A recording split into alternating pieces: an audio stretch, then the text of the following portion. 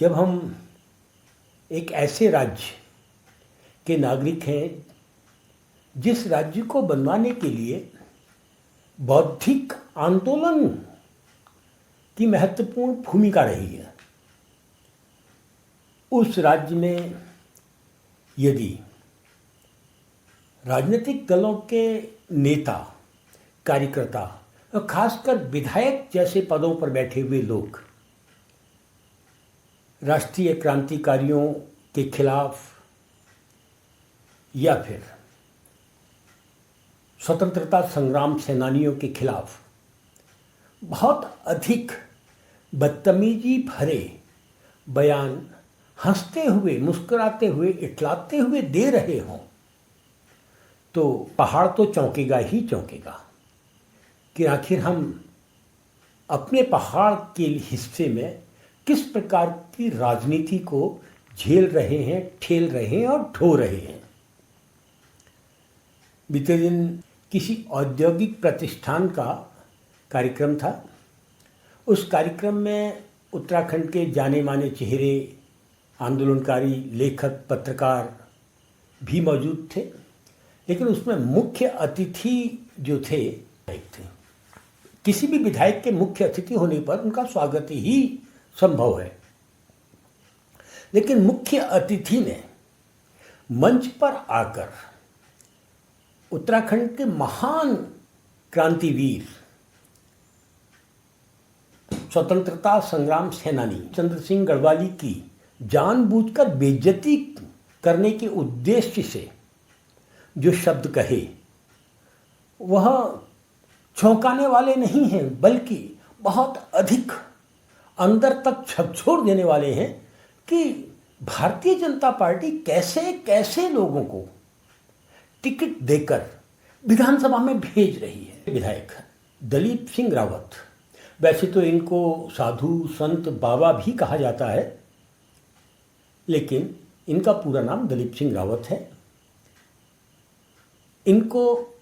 जब माइक दिया गया और इस उम्मीद से माइक दिया गया होगा कि वे एक दिशा देते हुए कार्यक्रम को आगे की ओर ले जाएंगे, क्योंकि मुख्य अतिथि तो मुख्य अतिथि ही होते हैं। दलीप सिंह रावत ने बोलते हुए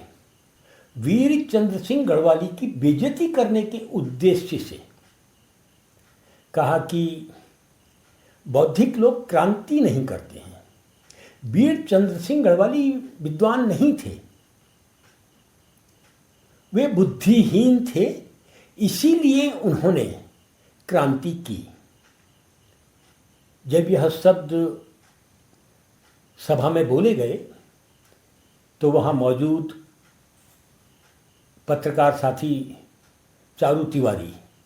उसी वक्त प्रति उत्तर के अंदाज में बोले और उन्होंने पूरी तरीके से विधायक को झिड़कने की कोशिश भी की,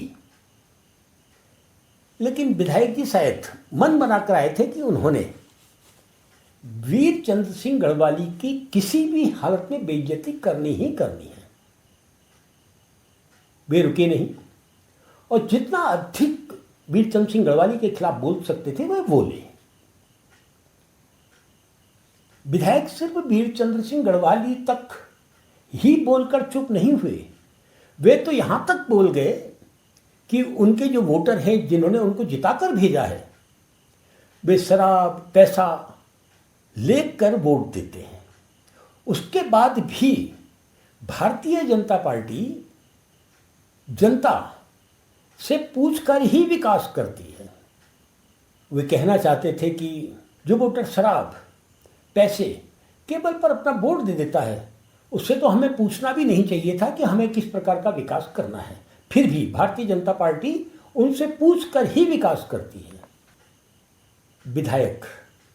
दलीप सिंह यह नहीं बता पाए कि उनकी सरकार ने कौन सा मुद्दा जनता से पूछा और उस मुद्दे पर 2 कदम भी आगे बढ़े हों, लेकिन उनका उद्देश्य स्वतंत्रता संग्राम सेनानियों की बेइज्जती करना था, उस जनता की बेइज्जती करना था जिस जनता के वोट से जीतकर वे सभा में विधायक बतौर मुख्य अतिथि उपस्थित हुए थे, तो उनको कौन रोक सकता था। इधर इस घटना के बाद प्रायः पर्वतीय क्षेत्र के जनपदों, तहसीलों, ब्लॉक मुख्यालयों में आंदोलनकारी सामने आएंगे और प्रतिकार करेंगे, विरोध करेंगे और सरकार से कहेंगे कि ऐसे बदतमीज कार्यकर्ता या विधायक के खिलाफ आप गंभीर होवें। पता नहीं अन्य जनपदों में इस प्रकार की कितनी प्रतिक्रियाएं हुई, लेकिन बागेश्वर जनपद में